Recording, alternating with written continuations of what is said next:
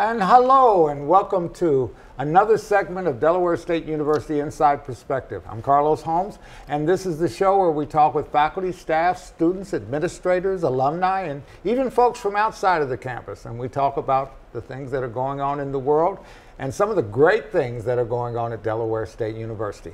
Today I have Reginald Daniel, who is the first vice president of the Delaware State University Chapter of the NAACP. Mr. Daniel, thank you for being on my show today. Thank you for having me. Okay. Now you're kind of pinch hitting in a way. Originally we were scheduled to have the president, Austin Jackson, on the show, but he had an emergency come up and you just jumped right in there. So I want to talk about, first of all, our Delaware State University Chapter of the NAACP. How long have you been a member of that chapter? I've been a member since I actually came to the university. I graduated class of 2017, so about a year and a half. Okay. Now, what's your major now? I'm a political science major. And you are from where? I'm from here, Delaware. Which part of Delaware? Dover. Dover, okay. Did you go to Dover High School? Yes. Okay, all right. So we're in about the 9th week of this semester. What has the Delaware State University Chapter of the NAACP been doing this semester? Our biggest focus this semester has been rebuilding and reorganizing. So one thing that had been a trend is each board that came in would be an entirely different face. So what we're doing now is working on establishing a foundation so that when we move on, the next board isn't starting from the ground up. That's a constant, because every year is a new school year. You're going to lose some people. You're going to gain some new people. So I guess that's a constant for you guys, huh? Yes. Okay. So, well, looking towards the horizon, the future, I mean, what initiatives could be coming up with respect to this chapter? So recently we've taken our board members and broken them down into committees. So each member has a committee that they're in charge of. I am in charge of rehabilitation. So we handle... Rehabilitation as in criminal justice? Yes. Okay. So we help people who may have run afoul of the system in their youth. We help them get expungements, pardons. We teach them what they need to do to move past that. So they're seen for people and not for a mistake they made. Now, there are a number of chapters here in Delaware. We have the Central Delaware chapter of the NAACP, the Milford Slaughter Net chapter of the NAACP, the state branch of the NAACP. Does the DSU chapter of the NAACP interface with those other NAACP entities that are in the state of Delaware? Yes, we've mostly engaged with the Central Delaware branch for convenience of location. They're a great bunch of people to work with, very inspiring, very driven. And with the state chapter, we are now just establishing ourselves with them, and we'll actually be hosting the state conference this Friday. The NAACP has been around since 1909. Yes. And it seems to me their issues have always been issues revolving around voting rights, criminal justice, educational equity, economic justice. And those were certainly the issues that they were dealing with back in 1909 with W.E.B. Du Bois was heavily involved with that founding group. But that was against the backdrop of segregation. Okay, now we don't have segregation per se nowadays, but we still have those issues. Why is it important that an NAACP be functioning and functioning strongly in this country? Because the NAACP understands the system. I believe, and the example I want to use is the race between Brian Kemp and Stacey Abrams in Georgia. Now, the average African American or the average person may not be able to see behind the scenes and see how Mr. Kemp abused his privileges as the man in charge of the Department of Elections to take away the black vote in such ways as he did this sort of, the way they described it as use it or you lose it. So if you didn't vote in the last election, you couldn't vote in this one. Or he sent faulty equipment to largely African American communities to prevent them from voting. The NAACP stands against voter oppression because we believe in the Constitution and how it believes that all men are created equal. And so if we are all created equal, we should have equal rights to participate in this democracy.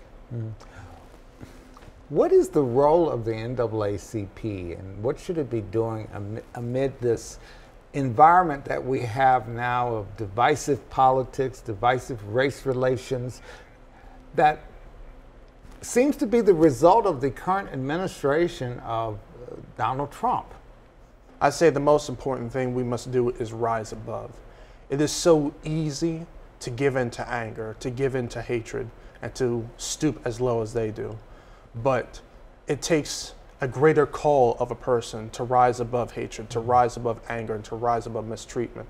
And so if we as an organization stand tall and say, we will not capitulate to fear, we will not capitulate to terror, and we will not engage in the same practices, people can look to us as a bridge between the two sides.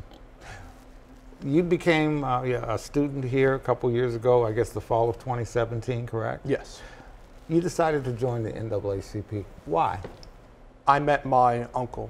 My uncle, he lives in Rock Hill. His name is David Williamson Jr. You just met him when you came here? I had met him a few years prior. Okay. But he really inspired me. He was part of a group called the Friendship Nine. And so in the 1960s, he was one of the first to do sit-ins in Rock Hill. And so I was inspired by him, and he was my age, 19 years old, when he engaged in that. And he put himself in harm's way for me to enjoy the liberties that I have now. So he inspired you to join the NAACP, and once you got here, you took advantage of the opportunity to be a part of this organization. Yes. Okay, okay. So, you know, we just had a midterm election. Did our chapter of the NAACP do anything towards, you know, encouraging people to vote? Yes, our biggest thing was voter registration. So we had quite a few voter registration events throughout the year leading up to the midterm. I believe we got somewhere between 100 and 150 students registered to vote.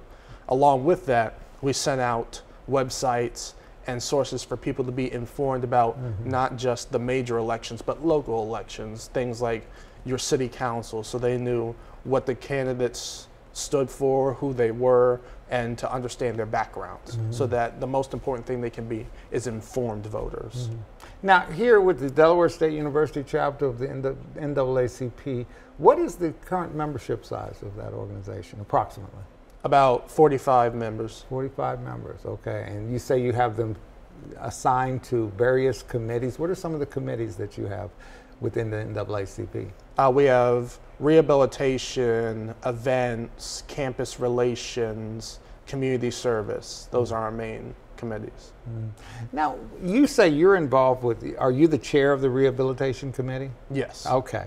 So what is it your particular committee is doing with respect to rehabilitation, connected obviously with the criminal justice system? We've actually just started, but my goal is to network with the major criminal justice reform members inside of Delaware and to network with the criminal justice system itself to understand what we can do to help people start anew. When I was in high school, I was a member of something called Teen Court here in Dover.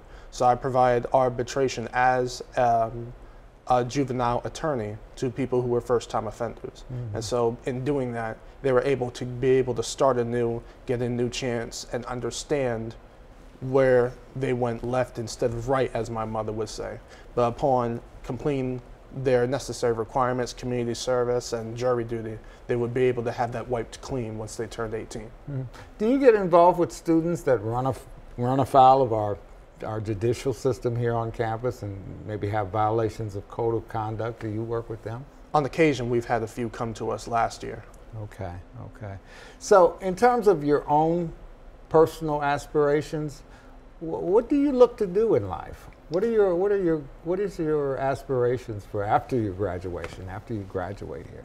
Well, once I graduate, I intend to go to law school and study in civil law and constitutional law and continue to build my connections and build my base for what I stand for, because I intend on becoming the next president of the United States. All right.